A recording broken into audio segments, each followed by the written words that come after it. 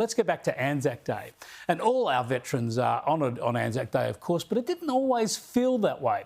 The controversy around the Vietnam War left Vietnam vets cruelly on the outer, even those who are conscripts.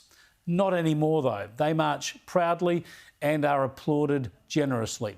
One song helped that turnaround. I Was Only 19 by Redgum, written and sung by John Schumann, changed attitudes when it hit the charts 40 years ago this month. The song is now cherished by veterans and serving soldiers alike, but amazingly, might never have been recorded. I caught up with John Schumann in Adelaide to discuss the impact of his song. I think the first time I kind of got to understand the power of the song was playing it live. It was at the Prospect Hill Hotel in Kew, but the room was absolutely full, and we played I Was Only 19, and about the first 6 rows burst into tears. And I remember taking my guitar off and putting it on the stand and saying to Hugh MacDonald, who was standing next to me, I said, "Wow, have a look at that." Mum and Dad and Denny saw the passing out parade at Puckapunyal. It was a long march from cadets. For John Schumann, I Was Only 19 is deeply personal. Denny was his then girlfriend, now his wife of 40 years. And the first-person narrative of Vietnam and its aftermath came from her brother, Mick Storen, who sat down in the early 80s for hours of interviews with Schumann to tell of his experiences.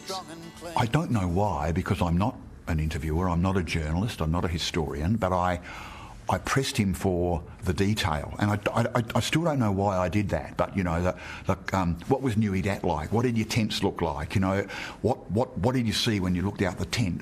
You know, what beer did you drink? All of that sort of stuff. I think what gave 19 the power and the longevity was the fact that I got the detail right. Look, if I knew how to write, you know, songs like 19. We would be doing this interview on my private island, you know. I don't know, mate. It's like it's a. I don't know. Look, it's inexplicable. But there are some songs that I am as proud of as I Was Only 19 that I worked very, very hard on for weeks and weeks. And this song, 15 minutes. And there's me in me slouch hat with me SLR and greens. God help me. The song was an immediate hit, but it so easily might not have been. In an amazing revelation, Schumann tells me Redgum was breaking up at the time, tossing it in, and his bandmates didn't even want to record it. One of the other band members came in and said to me that the band had had a meeting, and which surprised me because I actually thought I was in the band. But the Republic of Redgum had met, and they decided that they didn't want to record the song as a single. Now, look, you know, I mean, I was pretty angry at the time because I could see that it was a very powerful song. But I understand, you know, I get it, you know, and I don't harbour any ill will, but that's the history. When you say you understand, they didn't want to record it, what, because it was a war song? It was not in keeping with the band's image? Look, possibly. I think it was very much outside the parameters of what, you know, Redgum did as a sort of a, you know, lefty kind of outfit. And I said, look, I understand that, but I'm going to go and do it anyway. And look, the record contract is under the name of Redgum. It was more heavily identified with my face and voice, so I'm just going to go and do it. So I did it. And then someone yelled out, "Contact!" and the bloke behind me swore. We hooked in there for hours, then it got almighty raw. And Frankie kicked a mine the day that mankind kicked the moon. God help me. He was going home in June. I wrote I Was Only 19 and went overseas on my honeymoon with Denny, and then got the news from Jakarta, post-restant, that, you know, had gone to #1 and everybody was screaming about it. So we continued on for a while to, I suppose, to capitalise on the power and the popularity of the song. From Gruntel, right in Chinooks, to the dust at Nui Dat, I'd been in and out of choppers now for months. And we made our tents a home, BB and pin-ups on the lockers, and an Asian orange sunset through the scrub. But the song meant so much more than that. Covered by others, used in films, but most importantly, helping the nation to find plaudits and empathy for Vietnam veterans. 16. Watch this rash, it comes and goes. Can you tell me what it means? God help me. I was only 19. And I think we just stopped and went, you know what, we haven't done the right thing by those blokes. We really haven't, you know. And I think there was a bit of,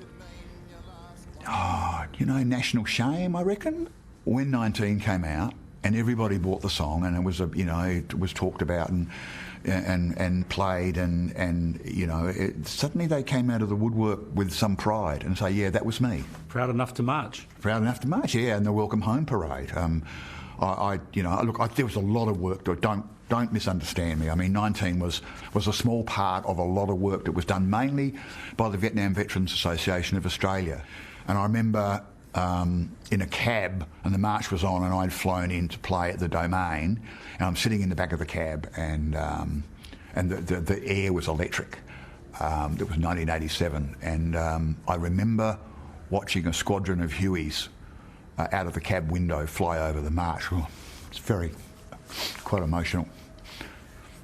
We all contemplate our mortality at times. You must think about how this song will live on beyond you. Yeah. I mean, there are. Yeah, I do. I mean, look, I'm very proud. It's a hell of a legacy, is what I'm saying. It's a hell of a legacy that you leave behind, even in just that one song. Yeah. Yeah, no. Look, I'm very proud of it, and I understand its legacy. I'm proud of what it did. I'm proud of the changes that it made.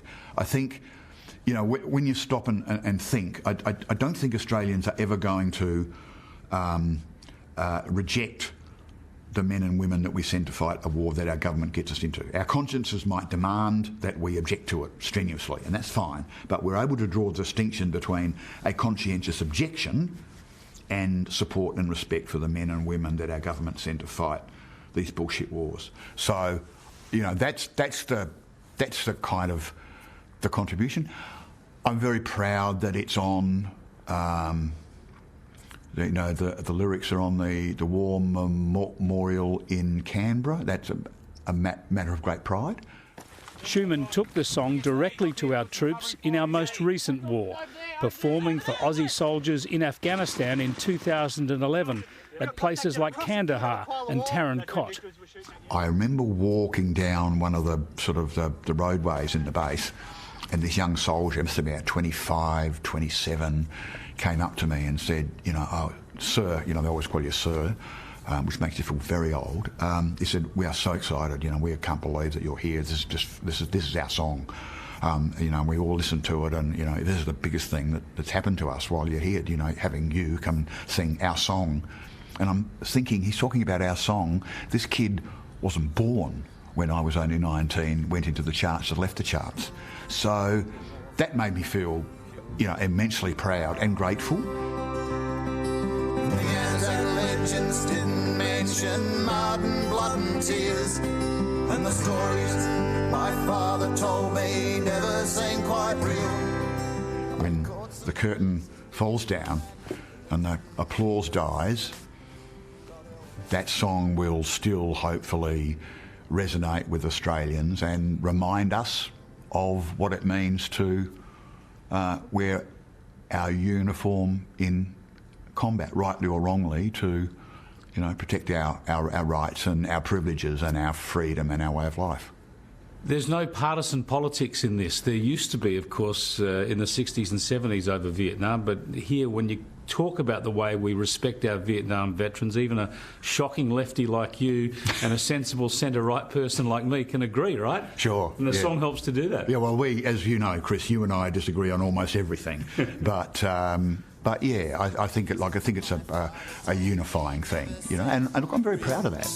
I caught some pieces in my back that I didn't even feel.